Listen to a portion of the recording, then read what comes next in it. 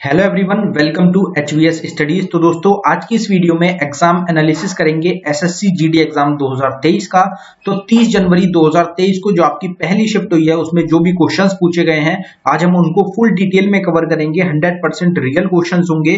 जो क्वेश्चंस आज की शिफ्ट में पूछे गए हैं उन्हीं क्वेश्चंस को प्रोवाइड कराया गया है। इन क्वेश्चंस के अलावा अगर आपको बाकी क्वेश्चंस ध्यान हो जिनका भी आज की पहली शिफ्ट में एग्जाम था तो आप कमेंट बॉक्स में क्वेश्चंस को जरूर टाइप कर दें। तो चलिए वीडियो को स्टार्ट करते हैं, देखते हैं पहला क्वेश्चन क्या है।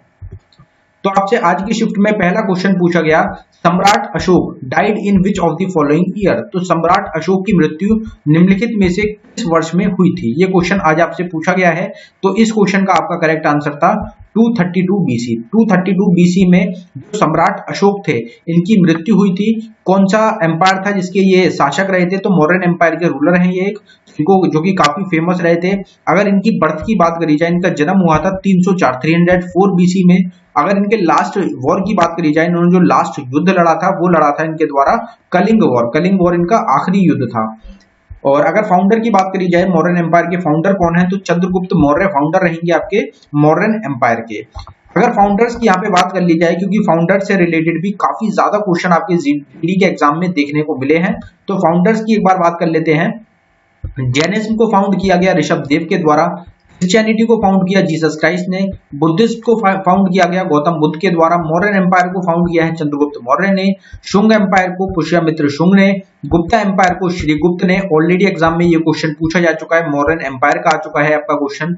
पल्लवा एम्पायर का सिमा विष्णु ने फाउंड किया था। चोला एम्पायर का विजयला के द्वारा फाउंड किया गया, ये क्वेश्चन भी पूछा जा चुका है। पाल एम्पायर को गोपाल ने फाउंड किया था। नंदा एम्पायर को महापद्मा नंद के द्वारा फाउंड किया गया, ये भी एग्जाम में आ चुका है। सतवाहन एम्पायर को सिमुका सतवाहन ने फाउंड किया था। गुलाम एम्पायर, जिसको कि हम क्या बोलते हैं, ममलुक एम्पायर या ममलुक डायनेस्टी के नाम से भी जानते हैं, इसको कुतुबुद्दीन ऐबक के द्वारा फाउंड किया गया था। सैयद एम्पायर को सैयद खिर्ज खान के द्वारा फाउंड किया गया था। अगला क्वेश्चन देखते हैं। अगला क्वेश्चन आपसे पूछा गया है, in how many stages census 2011 was conducted.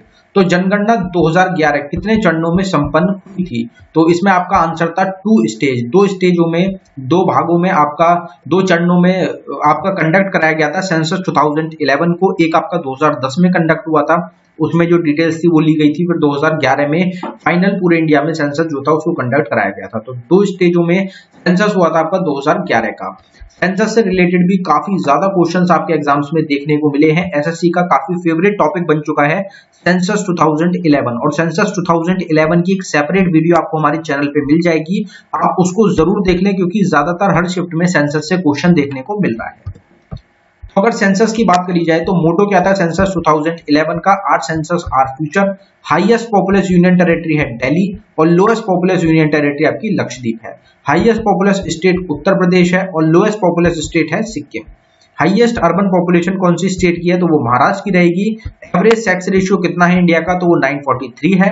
Highest sex ratio कितना है, कौन सी स्टेट का है? तो वो केरला का रहेगा 1084। लोएस्ट सेक्स रेशियो वाली स्टेट है हरियाणा 879। हाईएस्ट सेक्स रेशियो वाली यूनियन टेरिटरी पुडुचेरी रहेगी 1037। और दमन द्वीप आपकी लोएस्ट सेक्स रेशियो वाली स्टेट यूनियन टेरिटरी रहेगी 618 के साथ। टोटल पर्सन लिटरेसी रेट कितना है इंडिया का? तो 74% है। मेल लिटरेसी रेट है 82.14%। फीमेल लिटरेसी रेट 65.46% है। हाईएस्ट लिटरेसी रेट कौन सी स्टेट का है? तो वो केरला का है 94%।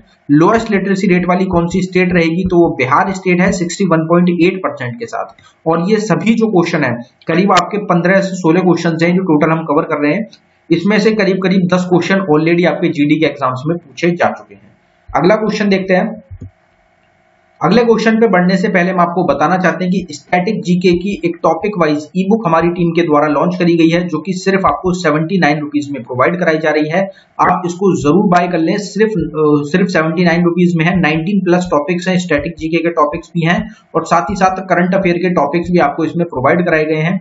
तो आप इस ई बुक को बाय कर सकते हैं।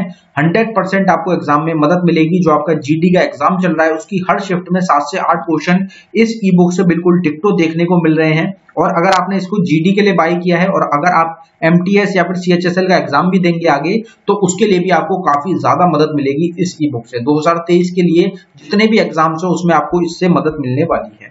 ये ई बुक आपको अवेलेबल कराई गई है बाइलिंगुअल लैंग्वेज में, हिंदी और इंग्लिश दोनों में आपको क्वेश्चंस मिलेंगे। अगर आप इंटरेस्टेड हो तो लिंक डिस्क्रिप्शन में है, आप डिस्क्रिप्शन में जाके इस ई बुक को बाय कर सकते हैं। पेमेंट करने के बाद अगर आपको फाइल डाउनलोड करने में कुछ भी इशू आता है तो नीचे हमारी जीमेल आईडी है, आप इस पर डायरेक्टली मेल कर सकते हैं। अगला क्वेश्चन देखते हैं, Brabourne cricket stadium is located in which state of India. तो ब्रबोर्न क्रिकेट स्टेडियम भारत के किस राज्य में स्थित है, ये क्वेश्चन आपसे पूछा गया। इसमें आपको मुंबई दिया गया था, मुंबई आपका करेक्ट आंसर था। मुंबई महाराष्ट्र में आपका क्रिकेट स्टेडियम है एक, ब्रबोर्न क्रिकेट स्टेडियम, वो लोकेटेड आपका रहेगा। स्टेडियम्स की बात करी गई है तो आपका फिरोजशाह कोटला स्टेडियम, जिसको अब अरुण जेटली स्टेडियम के नाम से जाना जाता है, ये आपका दिल्ली में लोकेटेड है। M.A. चिदम्बरम स्टेडियम तमिलनाडु में लोकेटेड है। ईडन गार्डन स्टेडियम है आपका वेस्ट बंगाल में। नरेंद्र मोदी स्टेडियम जो कि इंडिया का सबसे बड़ा स्टेडियम है, करीब 1,40,000 1,40,000 कैपेसिटी है नरेंद्र मोदी स्टेडियम की, जिसको पहले मोटेरा स्टेडियम के नाम से भी जाना जाता था, ये आपका अहमदाबाद गुजरात में लोकेटेड है। जिमखाना स्टेडियम ग्राउंड आपका महाराष्ट्र में रहेगा। सुब्रत रॉय सहारा स्टेडियम आपका महाराष्ट्र में है। D.Y. पाटिल स्टेडियम भी आपका महाराष्ट्र में लोकेटेड है। राजीव गांधी इंटरनेशनल स्टेडियम तेलंगाना में लोकेटेड है।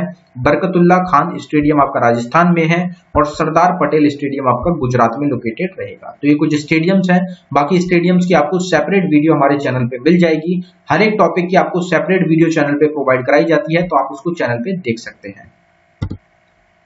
Who is the 49th chief justice of India. तो भारत के 49वें मुख्य न्यायाधीश कौन है, तो इसमें हमारा करेक्ट आंसर था you Lalit, Uday Umesh Lalit 49th chief justice हैं इंडिया के। ये 2022 में रहे थे और करीब 3 महीने या 2 महीने के करीब आपके 62 या 60 के अराउंड कुछ डेज आपके चीफ जस्टिस रहे थे इंडिया के 49th यू ललित, उदय उमेश ललित, और इनके रिकमेंडेशन पे ही 50वें चीफ जस्टिस चुने गए इंडिया के। उनका नाम अभी हम कवर करते हैं, न्यू अपॉइंटमेंट पूरी कवर कर लेते हैं, कौन कौन अभी हाल ही में अपॉइंट किए गए हैं। तो मेघालय के गवर्नर के रूप में BD मिश्रा को चुना गया। डायरेक्टर जनरल चुने गए CRPF के SL थाउसेन। होल टाइम मेंबर चुना गया है सेबी का, securities and exchange board of India का, अनंत नारायण गोपाल कृष्णन को। प्रधानमंत्री चुना गया है यूनाइटेड किंगडम का ऋषि सुनक को। चेयरमैन रहेंगे ICC के ग्रेग बार्कले। 50वें चीफ जस्टिस, इसकी हम क्वेश्चन की बात कर रहे थे, 50वें चीफ जस्टिस चुने गए हैं इंडिया के D.Y. चंद्रचूड़। FIH के प्रेसिडेंट ताजब इकराम चुने गए हैं। प्रेसिडेंट चुना गया है पिक्की का सूर्यकांत पांडा को। और रेवेन्यू सेक्रेटरी आपके हो जाएंगे संजय मल्होत्रा। कांग्रेस के प्रेसिडेंट आपके मल्लिकार्जुन खड़गे रहेंगे। Controller general of accounts Bharti Das रहेंगी। और आपके चेयरमैन चुने गए हैं गेल के संदीप कुमार गुप्ता को। डायरेक्टर जनरल हैं ITBP के अनीश दयाल सिंह। तो ये आपकी न्यू अपॉइंटमेंट्स हैं जो कि आपको ध्यान रखनी है, इनसे ही रिलेटेड कोई आपको आगे भी एग्जाम में क्वेश्चन देखने को मिल सकता है। फिर आपसे अगला क्वेश्चन पूछा गया, who was the chairman of NITI Aayog इन 2022। 2022 में नीति आयोग के अध्यक्ष कौन थे। यहाँ तो ईयर बिल्कुल यूज का ही नहीं रहेगा, क्योंकि नीति आयोग के चेयरमैन जो होते हैं वो प्रधानमंत्री होते हैं, और जब से एस्टेब्लिशमेंट हुआ है, जब से नीति आयोग के चेयरमैन प्रेजेंट टाइम में प्रधानमंत्री नरेंद्र मोदी ही रहेंगे। तो PM नरेंद्र मोदी आपका करेक्ट आंसर है अगर आपसे चेयरमैन पूछा गया। कब स्टैब्लिश किया गया नीति आयोग को, तो 1 जनवरी 2015 को किया गया। और नीति आयोग ने रिप्लेस किया है प्लानिंग कमीशन को। प्लानिंग कमीशन को स्टैब्लिश किया गया था जवाहरलाल नेहरू के द्वारा 1950 में। डिप्टी चेयरमैन है नीति आयोग के सुमन बेरी। CEO चुना गया है परमेश्वरम अय्यर को। अब अगर बात करी जाए प्रेजेंट हेड्स की, जिससे टॉपिक से क्वेश्चन पूछा गया है, तो अगर बात करी जाए 49th चीफ जस्टिस कौन थे, जो हमारा क्वेश्चन था उदय उमेश ललित, ऑलरेडी एग्जाम में आपसे पूछा गया। DRDO के चेयरमैन है समीर V कमात। सेक्रेटरी किसको चुना गया, प्रेसिडेंट मुर्मू का, द्रौपदी मुर्मू का, तो राजेश वर्मा रहेंगे। 2022 के क्वेश्चन आपको ये जरूर ध्यान रखना है, 2022 का है ये, क्योंकि 2022 से ही आपके क्वेश्चन बन रहे हैं। फिर पहली वुमेन डायरेक्टर जनरल CSIR की नालाथम्बी कालासेल्वी रहेंगी। चेयरमैन चुना गया है MD रहेंगे आपके ऑयल इंडिया के रंजीत रथ। सेंट्रल विजिलेंस कमिश्नर आपके रहेंगे प्रवीण कुमार श्रीवास्तव, ये दिसंबर 2022 की अपॉइंटमेंट है आपकी। हाई कमिश्नर इंडिया की तरफ से बांग्लादेश को चुना गया है प्रणय कुमार वर्मा को। वाइस प्रेसिडेंट इंडिया के चुने गए हैं Jagdeep Dhankhar. Chief election commissioner है इंडिया के राजीव कुमार। नीति आयोग के वाइस चेयरमैन है सुमन बेरी। और IRDAI के चेयरमैन है आपके देवशीष पांडा।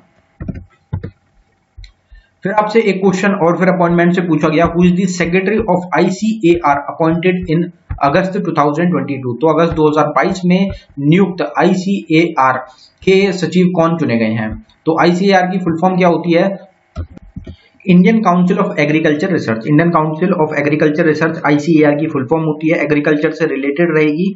तो एग्रीकल्चर जो मिनिस्ट्री है उसके अंडर ये आता है। अगर इस्टेब्लिशमेंट की बात करी जाए तो 16 जुलाई 1929 को इस्टेब्लिश किया गया था ICAR को, जिसका हेडक्वार्टर लोकेटेड है आपका न्यू दिल्ली में। इसके सेक्रेटरी कौन है, तो आपका इसमें करेक्ट आंसर था हिमांशु पाठक। हिमांशु पाठक सेक्रेटरी रहेंगे और डायरेक्टर भी रहेंगे, यहाँ पे गलत डल गया है। डायरेक्टर और सेक्रेटरी आपके ICAR के कौन है, तो वो आपके हिमांशु पाठक रहेंगे। आपसे जो भी क्वेश्चन पूछा गया उसके हिसाब से हो जाएगा। अगर चीफ चुना गया था, पूछा गया था आपसे प्रेसिडेंट पूछे गए थे, प्रेसिडेंट कौन होते हैं ICAR के, तो जो हमारे एग्रीकल्चर मिनिस्टर हैं वो आपके प्रेसिडेंट होते हैं, चीफ होते हैं ICAR के, जिनका नाम है Narendra Singh Tomar.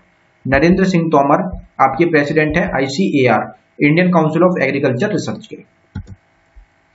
Flag officer comes under which article of the Indian constitution. Repeated question है, ऑलरेडी एग्जाम में 2 बार ये क्वेश्चन आपका पूछा जा चुका है और आज की शिफ्ट में फिर ये क्वेश्चन रिपीट हुआ है आपका।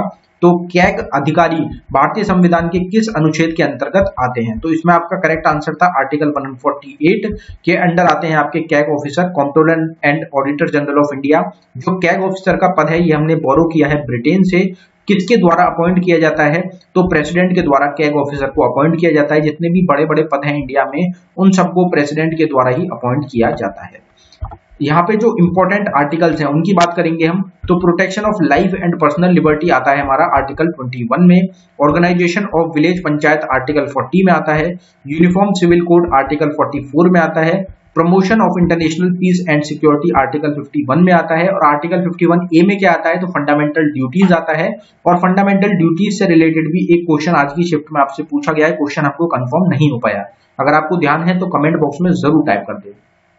फिर आपका इंपीचमेंट ऑफ प्रेसिडेंट आता है आर्टिकल 61 में।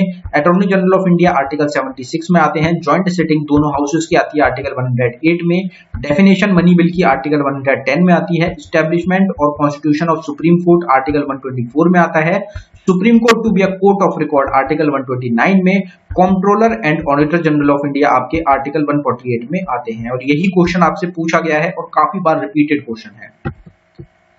भरतनाट्यम रिलेटेड क्वेश्चन, तो भरतनाट्यम जो होता है डांस फॉर्म है, उससे संबंधित कोई आपसे क्वेश्चन पूछा गया था। इंडिया का क्लासिकल डांस फॉर्म रहता है, क्वेश्चन कंफर्म नहीं हो पाया है। डांसर्स की बात कर लेते हैं। अगर आपसे डांसर्स पूछी गई थी तो रुक्मिणी देवी अरुंदले आपकी भरतनाट्यम से रिलेटेड है। पंडित बिरजू महाराज कथक से रिलेटेड। केलुचरण महापात्रा ओडिसी से। गुरु विपिन सिंह मणिपुरी से। वेम्पति चिन्ना सत्यम कुचिपुड़ी से। पद्मा सुब्रमण्यम भरतनाट्यम से। मृणालिनी साराभाई कथकली और भरतनाट्यम से। शोभना नारायण कथक से। सोनल मानसिंह भरतनाट्यम और ओडिसी से। श्रीमंता शंकर देव सत्रिया से। के अम्मा और कनक रिले आपकी मोहिनीअट्टम से रिलेटेड आपके सब हो जाएंगे। इसकी एक सेपरेट वीडियो भी है फेमस डांसर्स के नाम से, आप उसको भी चैनल पे देख सकते हैं। आपसे क्वेश्चन पूछा गया, how many membranes are there in mitochondria. Mitochondria में कितनी झिल्लियां होती हैं, तो इसमें आपका करेक्ट आंसर था 2 मेम्ब्रेन। 2 मेम्ब्रेन होती हैं और 2 मेम्ब्रेन में जो आउटर मोस्ट लेयर होती है उसका आपसे पूछा जाता है वो किसकी बनी होती है, तो वो प्रोटीन और फॉस्फोलिपिड की बनी होती है।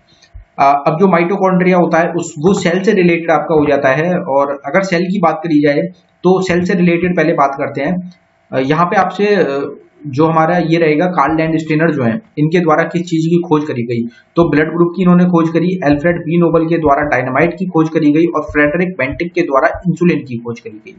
ये तीनों ही क्वेश्चन आपसे एग्जाम में पीछे पूछे गए थे और हमने आपको बताया था कि जो क्वेश्चन आपके पूछे गए हैं इन्वेंशन डिस्कवरी से वो हम आगे कवर करेंगे। तो ये 3 क्वेश्चंस थे आपके। सेल की अगर बात करी जाए तो बेसिक यूनिट ऑफ लाइफ बोला जाता है सेल को। सेल की स्टडी को हम साइटोलॉजी बोलते हैं। लार्जेस्ट सेल ऑस्ट्रिच का एग रहेगा और लॉन्गेस्ट सेल है आपका नर्व सेल। 2 टाइप में बांटा गया है आपका सेल को भी, प्रोकैरियोटिक सेल और यूकैरियोटिक सेल में।